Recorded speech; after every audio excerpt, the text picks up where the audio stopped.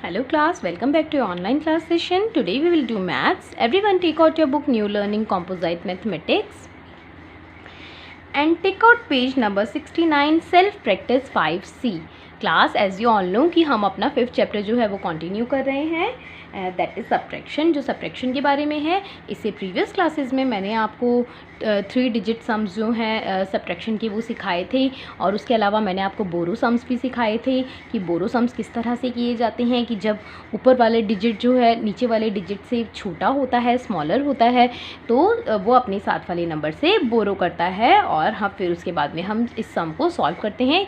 ये मैंने कॉन्सेप्ट आपको अपनी प्रीवियस वीडियो में अच्छी तरह से एक्सप्लेन किया था। आई होप सभी ने प्रैक्टिस करके अच्छे से इस कॉन्सेप्ट को समझ लिया है और अब आप ये सम खुद से सॉल्व कर सकते हैं विदाउट एनी हेल्प। आज का जो हमारा टॉपिक है that is problem based on real life situations, यानी कि हमारी रियल लाइफ सिचुएशन में, हमारी असल ज़िंदगी में जो ऐसी प्रॉब्लम्स आती हैं तब हम उन्हें कैसे सॉल्व करते हैं। मतलब हमें सब्ट्रैक्शन जब कुछ करने की ज़रूरत पड़ जाती है, एडिशन करने की ज़रूरत पड़ जाती है, तो हम कैसे उन सम्स को मतलब उन्हें सम के थ्रू करते हैं। Let's start self practice 5C। In a lunch room, यानी एक लंच रूम में, ऐसा रूम जहाँ बैठ के लंच किया जाए। There are 125 seats, 125 total seats हैं, यानी बैठने की जगह है। If 21 seats are vacant, जो 21 सीट्स हैं वो क्या हैं? वैकेंट। वैकेंट मतलब खाली हैं। How many seats are occupied? Occupied यानी भरी हुई, तो कितनी सीट भरी हुई हैं? यानी 125 सीट्स में से 21 सीट जो है वो खाली हैं। तो हमें हमें ये बताना है कि टोटल कितनी सीट्स हैं जो भरी हुई है, यानी जिनके ऊपर बैठे हुए हैं लोग। तो हम किस तरह से सॉल्व करेंगे? जो हमारा सब्ट्रैक्शन के लिए हमेशा जो ग्रेटर नंबर है वो ऊपर होता है और जो स्मॉलर नंबर है वो नीचे होता है। इस प्रॉब्लम में हम सब्ट्रैक्ट करेंगे क्योंकि हमें ये पता लगाना है इस नंबर में से इस नंबर को माइनस करके हमें पता चलेगा कितनी सीट भरी हुई हैं। तो 125 आप इस तरह से लिखेंगे, 100 प्लेस के नीचे 100 वाली वैल्यू, 10 प्लेस के नीचे 10 प्लेस की वैल्यू एंड 1s के नीचे 1s की वैल्यू। और कितनी सीट्स वैकेंट है? 21। तो ये 2 डिजिट नंबर है, तो आप इसे 1s एंड 10s 2 डिजिट में लिखेंगे। कोई बच्चा 21 या 100 के नीचे नहीं लिखेगा। जब भी हम डिजिट लिखते हैं तो 1s प्लेस से लिखना स्टार्ट होते हैं, 1s, 10s and 100। Got it? तो जब आप 125 में से 21 को जब आप सब्ट्रैक्ट करेंगे, 5 माइनस 1 इज़ 4, 2 में से 2 जब हम सब्ट्रैक्ट करेंगे दैट इज़ 0 एंड 1 के नीचे कोई नंबर नहीं है सब्ट्रैक्ट करने के लिए, तो ये सेम एज उतर जाएगा। तो यानी 104। What is our answer? 104, यानी 104 जो सीट्स हैं वो ऑक्यूपाइड हैं, यानी कि भरी हुई हैं। Second question is Rahul scored 153 marks in second term, यानी 153 मार्क्स जो हैं राहुल को सेकेंड टर्म में मिले हैं। इफ़ ही स्कोर्ड, अगर उसने स्कोर किए थे 295 मार्क्स इन फर्स्ट टर्म, यानी फर्स्ट टर्म जब आपके स्कूल में एग्जाम होते हैं first semester and second semester, इसी तरह होता है ना। फर्स्ट नाम से ही पता चलता है कि फर्स्ट नंबर वाला पहले एग्जाम हुआ होगा और सेकंड वाला बाद में। फर्स्ट यानी पहला और सेकंड दूसरा। तो पहली जो फर्स्ट टर्म था, पहला सत्र था, उसमें 295 मार्क्स मिले थे राहुल को, और सेकंड टर्म में कितने मार्क्स मिले हैं? 153। हाउ मैनी लेस मार्क्स, यानी कितने कम नंबर did he score in the second term, उसे सेकेंड टर्म में कितने कम नंबर मिले हैं? अब आपको देखने से ही पता चल रहा है कि फर्स्ट टर्म में 295 है तो ये नंबर ग्रेटर है, बड़ा है, और सेकेंड टर्म में 153 है तो स्मॉलर है, यानी पहले उसके ज़्यादा मार्क्स आए थे अब उसके कम मार्क्स आए हैं। तो इन दोनों मार्क्स के बीच का आपको डिफरेंस बताना है कि कितने कम नंबर राहुल लाया है। तो हम 295 को ऊपर लिखेंगे एंड 153 को इसके नीचे लिखेंगे, और जब हम इसे सब्ट्रैक्ट करेंगे we will get 142। So this is our answer, यानी 142 मार्क्स जो है राहुल को वो कम मिले हैं, लेस मिले हैं। Now turn the page everyone. Question number 3 is there were 593 bulbs in a box. एक बॉक्स में कितने बल्ब्स हैं? 593। आउट ऑफ देम यानी उनमें से 85 बल्ब्स आर ब्रोक। 85 बल्ब जो हैं क्या हो गए? ब्रोक हो गए, यानी कि टूट गए। How many bulbs are not broken, कितने बल्ब हैं नहीं टूटे, यानी कितने बल्ब अभी भी साबुत बचे हैं, नहीं टूटे हैं, तो हमें ये पता लगाना है। तो कितने बॉक्स में, आपको जो भी डिजिट आती है आप वर्ड प्रॉब्लम सॉल्व करते हो इस तरह से अंडरलाइन कर लेंगे ताकि आपको सॉल्व करने में आसानी हो। तो 593 बल्ब थे, बड़ा डिजिट है 593, हमने ये लिख दिया 593 इस तरह से। और कितने बल्ब जो ब्रोक हो गए हैं, मतलब टूट गए हैं, 85। तो 85 लिखते हुए ध्यान रखेंगे कि 1 एंड 10 इस डिजिट के इस प्लेस वैल्यू के नीचे 85 आप लिखेंगे, 100 के नीचे नहीं लिखेंगे। 2 डिजिट नंबर है तो 1 एंड 10 पे लिखा जाएगा।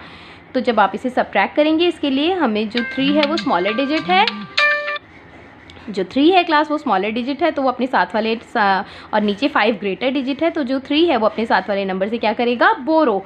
और फिर जब हम ये 3 क्या बन जाएगा, 1 3 13। और जब हम 13 में से 5 माइनस करते हैं वी विल गेट 8। अब इस 9 ने अपना 1 एक बोरो कर दिया था, तो इसके पास एक कम हो गया। जैसे आपके पास भी मान लो कोई कितनी ज़्यादा चीज़ है, मान लो आपके पास 4 चीज़ें हैं, आपने 1 किसी को दे दी तो आपके पास में 3 हो गई ना। जब हम किसी को कुछ दे देते हैं तो लेस हो जाता है।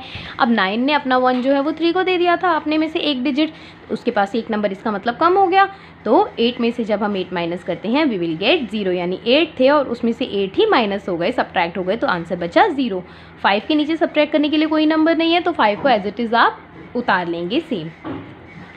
Next is I gave 235 rupees to the shopkeeper. मैंने शॉपकीपर को 235 रुपीज़ दिए। अब कंफ्यूज होने की कोई ज़रूरत नहीं है बेटा, क्योंकि यहाँ पर आपको न्यूमेरल डिजिट जो है वो न्यूमेरल में नहीं दिया है, नंबर नेम में दिया है। तो हमें नंबर नेम आते हैं, हम इजीली लिख सकते हैं कि 235 कैसे लिखा जा सकता है, वो इस तरह से लिखा जा सकता है 235, 3 डिजिट नंबर है।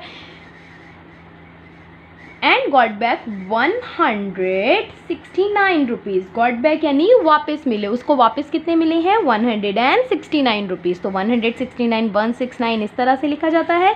How much did he spend, तो उसने कितने पैसे खर्च करे, मतलब मैंने कितने पैसे खर्च करे। आई गेव 235, मैंने 235 रुपीज़ शॉपकीपर यानी दुकानदार को दिए थे, शॉपकीपर ने मुझे वापस दिए हैं 169। मैंने कितने पैसे मेरे खर्च हो गए हैं वो हमें कैसे पता चलेगा, यानी मान लो आपने 10 रुपीज़ दिए हैं और आपने 5 रुपीज़ का चिप्स खरीदा, तो आपको 5 रुपीज़ वापस मिले, इसका मतलब आपने 5 रुपीज़ खर्च किए हैं।